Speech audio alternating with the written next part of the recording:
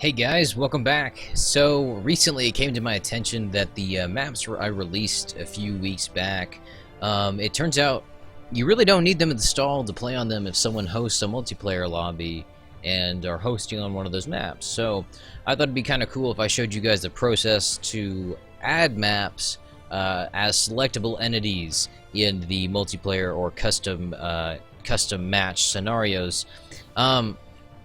So what you really need to do is you need two commands. You'll need the show_cursor stat command, and wherever your cursor is, like let's say right here you have a really cool battle and you want to take the map that you played on in that battle in single player and actually make it playable in custom games or in multiplayer. You do show cursor stat and then hit enter, and you'll take the coordinate right there. They're the coordinates that it gives you, the 330 by 323. Those are the two numbers, whatever the numbers that it gives you, because they're going to be different numbers for different positions on the campaign map. Those two numbers are going to be the important numbers to remember. Now, let's say you don't want to leave finding cool maps to chance, and you want to actually pursue them actively.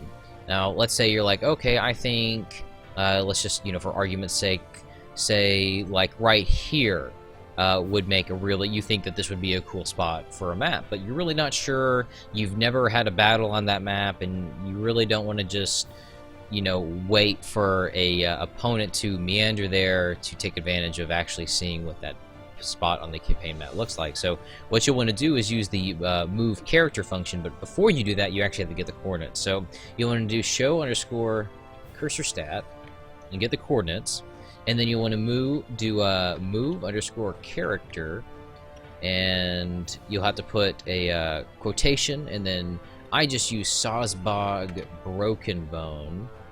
Now it is going to be case sensitive. You have to end the quotations and then put a space, and then you can put in the coordinates that you actually want to put that general. Now I usually will use a rebel general, since there's no risk of going at war with them or somebody you're at war with. I just almost always use Sazbog Broken Bone because I can't be bothered to remember anybody else's name. So I'll hit enter, and he magically appears there. So you'll take a unit and then send that unit over there to engage Sazbog, and you'll hit yes. You'll fight it on the campaign map or the battle map, because you actually want to see what it looks like, and this is kind of how you check your work before you actually commit to taking that position and those coordinates and plugging them into the notepad file later. So this is what this map looks like. Definitely an imbalanced map. Might be cool for maybe a scenario. I don't really think so, to be totally truthful. I don't know. It could be, but probably not. This is not something I would take and use as a multiplayer map, really. So this map really not something I'd be too interested in, but this kind of, this is my point, is that you kind of want to go through this process to check your work, because, for example, like just then, if I had taken that and made it a multiplayer map and then just hosted a lobby, it probably would not have been a very balanced multiplayer game, especially with me not knowing the previous layout of the map.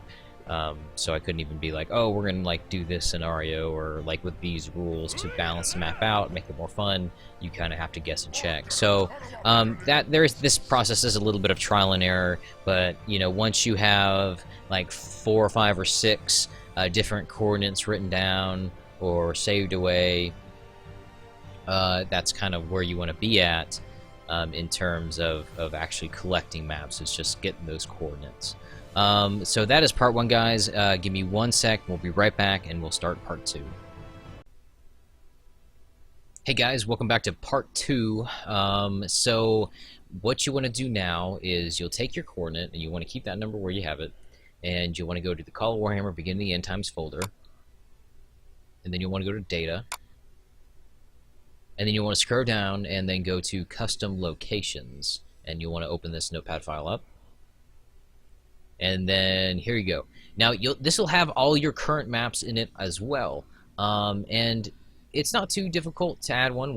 All you really have to do is copy one of these current entries, like right here, custom location, chaos waste. You want to copy it from the beginning of custom location all the way down to this end bracket. And you'll see there's a space in between the end bracket and the beginning of the custom location. So what you want to do is go all the way down to the notepad file and put it right around here, just one space below that last bracket, and just paste it right there. And you'll want to change the name to whatever you want to name the map. So we'll just put that in as new map. And then you'll want to change the location to the coordinates that you played your map on. So we'll just do as like 343 by 90 or something like that. I mean, I'm just making these numbers up. Obviously, this may not even be a selectable location. This may be out in the water. But that's the idea, is you'll take your location and you'll take those coordinates and you just plug them into the location spot right here.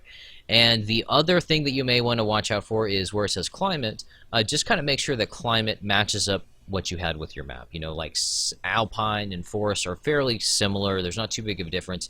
Now, if you have like an alpine forest map and you copy like Lustria, or if you copy Khemri as your kind of copy map to type these back out on, then you might want to change that from like sandy desert to alpine, or vice versa. It depends on how you want your map to be presented. Sometimes it'll do something, sometimes it won't do anything at all.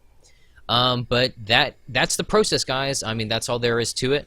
You'll just exit this out. You'll want to save your your notepad file, obviously. But that's all you need to do to add them in. So, I mean, if you guys have any questions, please let me know. I know that sometimes I may not think of something, or I may not mention something that might be really obvious to me because I go through this process fairly often. But to somebody who might not do this as often, it may not be as familiar. So if there's anything important that I may have missed, guys, please let me know. And let me know if you like these kind of videos. I really enjoy kind of spreading this kind of knowledge and giving everybody kind of an opportunity to add to the community, because you can take these and you can host them and play on them, and hopefully this will get more people hosting matches and actually playing online. So that's pretty much that, guys. Also I have a Discord channel now, so if you guys have Discord and want to come in and just kind of chat with the group or play some Call of Warhammer, that will be in the description below. And I don't think I had any other announcements, so that should be it for today, guys. I hope y'all enjoyed, and I'll see y'all very soon.